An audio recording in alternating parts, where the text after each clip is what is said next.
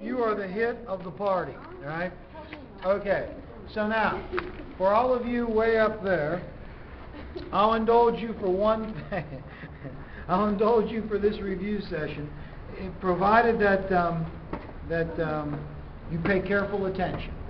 Now, Kunal, when the lights went out yesterday, we were plodding through the Jacksonian era. And in particular, we were talking about the major events that transpired in the Jackson administration. And we were identifying some of the events that there would be questions on the test about. And one of the things that we said that there would be questions on the test about was the whole nullification tariff issue that was significant in Jackson's administration. Of course, we said there would be questions about the bank veto, and then we kind of were getting ready to talk about Native American removal, sometimes called removal, right? So Native American removal. And I think when the lights went out, we were saying this, that in 1830, Jackson encouraged Congress to pass something called the Native American Removal Act, right? Actually, it was called the Indian Removal Act, right? The Indian Removal Act. And the idea of it was that, Kelly, you're not helping me here. You know, you're encouraging this. The idea of it was that the Native Americans that lived east of the Mississippi River had the opportunity to civilize by Western standards, or they would be relocated west of the Mississippi River. Now, what transpires in the interim is that the Cherokee and the Creek Indians, by the standards of white civilization, or Native Americans, by the standards of white civilization, in fact, civilized, and we talked about that. Despite the Cherokees, overtures to white civilization, including, farming, establishing a constitution, a language, a newspaper, and other things that they did, the state of Georgia attempted to push them off of their land. The Cherokee appealed to the Supreme Court for relief, and the court, to some extent, sided with them. And so it became a question of what the Jackson administration was going to do. And basically, the Jackson administration supported the state of Georgia, ignored Supreme Court decisions, and facilitated the transportation of the Native Americans, or pushing the Native Americans out of their land to Oklahoma, which we generally call the Trail of Tears. Wait, so first of all, you said that the court sided with the Cherokee? Yes. Yeah, the court sided with the Cherokee. And so, there's going to be questions about, the court cases. Worcester versus Georgia is 1832, is probably the most important Supreme Court case in regarding the Native Americans and their battle with Jackson in Congress. Now,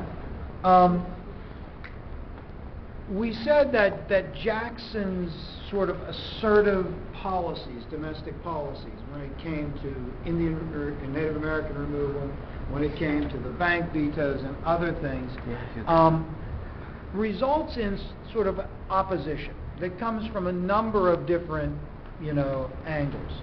Opposition to Jackson coalesces in a political party that eventually calls themselves the Whigs. So the Whig political party forms out of the old National Republicans, but includes really anyone that was against Jackson, and including John C. Calhoun, who was a states' rights Democrat but fled the Democratic Party because of Jackson's actions with nullification. So the Whig Party was the opposition party to the king, and the opponents called Jackson King Andrew I. Richard, do I have your attention? Go ahead. Go ahead, Jason. What is the main viewpoint of the Whigs? Well, their objectives and the view on government? The Whigs' philosophy, ideologically, the Whigs are connected to the Federalists. and the National Republicans. And the Whigs generally believed in a powerful, energetic national government that would promote economic development via the American system. So, the Whig ideology harkens back to the Federalists, that an energetic, powerful national government will promote economic development with things like lower tariffs, a national bank, internal improvements. The Democratic philosophy tended to be limited government, individual freedom. The government should stay out of the lives of people. The government should not perpetuate inequities by favoring one section of the country with tariffs or one locale of the country with internal improvements. And the national bank benefits the elite and bondholders and financiers in the East. And so the Democrats were more committed to limited government and equal economic opportunity. Now, I mean, those are the ideological differences, but it's certainly more complicated than that. You know, I mean, there were religious differences. The Whigs tended to be supported more likely by evangelical Protestants. The Democrats tended to attract Catholics and other, minority religions at the time because they were nervous about an energetic, powerful government that might intrude upon their religious freedom. So it's more complicated than in fact that. But certainly, those are the ideological differences, right? Now, I mean, one of the things that is discussed in your book, that there may be questions on the test about, is sort of the legacy of Jackson. And, your textbook at one point outlines some of the things that are involved in that legacy.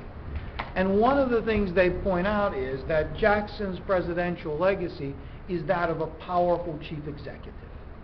This is where the Whig, moniker comes from. I mean, a powerful chief executive, a powerful president that Jackson believes is a representative of the people.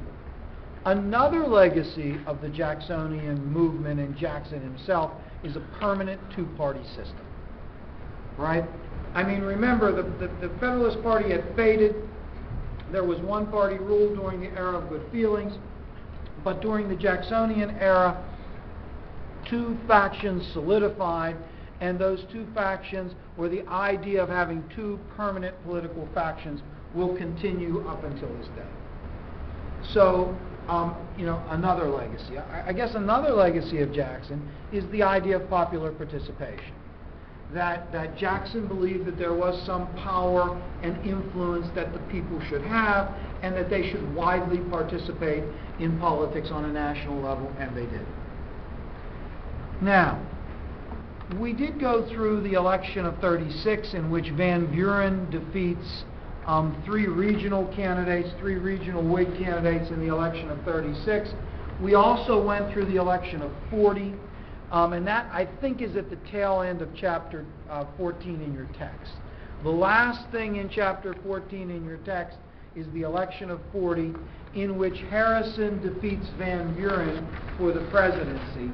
And the argument is the election of '40 is the full culmination of the movement of Jacksonian democracy. That it has the widest participation, the sort of carnival environment of political campaigning. And so, with the election of '40, you have sort of the culmination of the Jacksonian era. I think politically, after that, it picks up later in the text. And so the last thing in chapter 40 that you might see, or 14, that you might see questions on, is the election of Harrison in 40.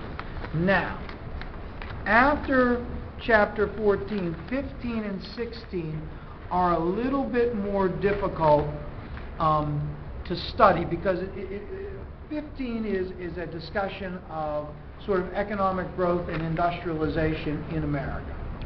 And we talked a little bit about that. We said, okay, in order for there to be sort of, I guess 15 is more, in a larger sense, about the market revolution. And remember how we defined the market revolution. We said the market revolution was the transformation of people